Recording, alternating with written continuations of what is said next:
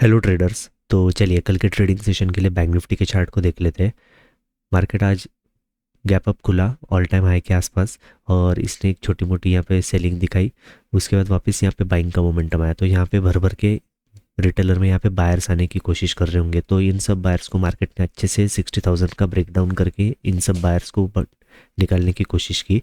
और उसके बाद यहाँ पे मार्केट एक बाइंग का मोमेंटम दिखा के यहाँ पे रिट्रेस करके क्लोज हो गया।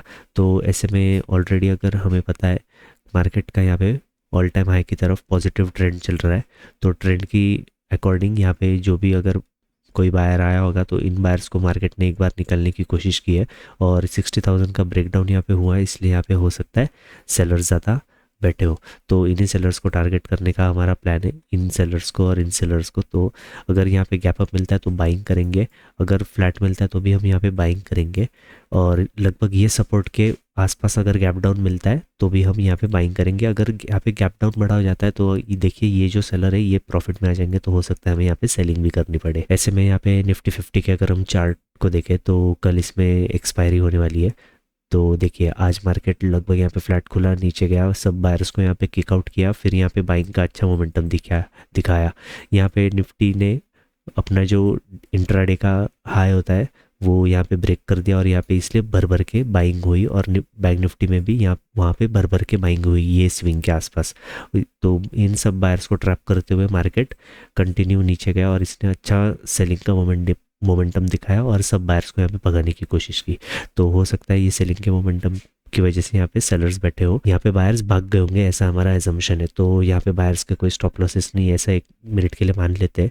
तो हो सकता है यहाँ पे किसी ने अच्छे प्लेयर ने यहाँ पे पोजीशन बना ली होगी और मार्केट ने एक रिट्रेसमेंट भी कर दिया। तो ये बायर्स यहाँ पे अगर किसी ने बाइंग भी की होगी तो इन बायर्स को मार्केट ने ऑलरेडी भगाया है।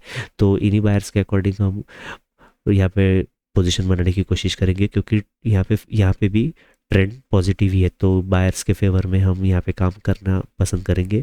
फ्लैट टू गैप अप दोनों केस में हम यहाँ पे बाइंग करेंगे और छोटे गैप डाउन में भी हम यहाँ पे बाइंग ही करेंगे। सपोर्ट के ऊपर गैप डाउन ज़्यादा हो जाता है तो यहाँ पे फिर से हमारा सेलिंग करने का ही प्लान है। ऐसे में यहाँ पे सेंसेक्स के चार्ट को देखें तो देखिए यहाँ पे निफ्टी की सिचुएशन ज़्यादा क्लियर है। पहले यहाँ पे मार्केट गैप डाउन खुला था और ये ऊपर गया, बट इसने क्लोजिंग प्राइस का रेजिस्टेंस दिया, तो यहाँ पे सेलर्स ज़्यादा आए, तो सेलर्स को एक बार निकालने के लिए ऊपर गया, फिर यहाँ पे ब्रेकआउट हो गया। तो ब्रेकआउट होने की वजह से यहाँ पे बायर्स आ गए रिटेलर में, तो इन बायर्स को निकालने के लिए ये पूरा अच्छा खासा मोमेंटम किया। तो यहाँ पे भी 85,500 का हम ब्रेकडाउन देख पा रहे, तो यहाँ हो सकता है यहाँ पे सेलर्स बैठे रह गए होंगे और यहाँ पे बायर्स के स्टॉप लॉसेस ज़्यादा नीचे अवेलेबल नहीं है।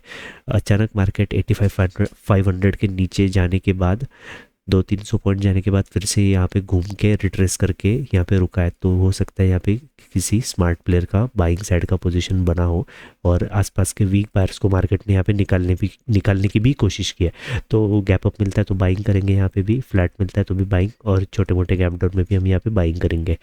अगर गैप डाउन बड़ा हो जाता है तो देखिए यहाँ पे भी राउंड नंबर का ही इशू है, तो मार्केट हो सकता है इधर नीचे भी जाए और थोड़ा नीचे भी चला जाए, तो हो सकता है यहाँ पे हमें सेलिंग करने का सेटअप बनाना पड़े। तो ट्रेडर्स मिलते हैं कल के ट्रेडिंग सेशन के वीडियो में। Thank you so much for watching.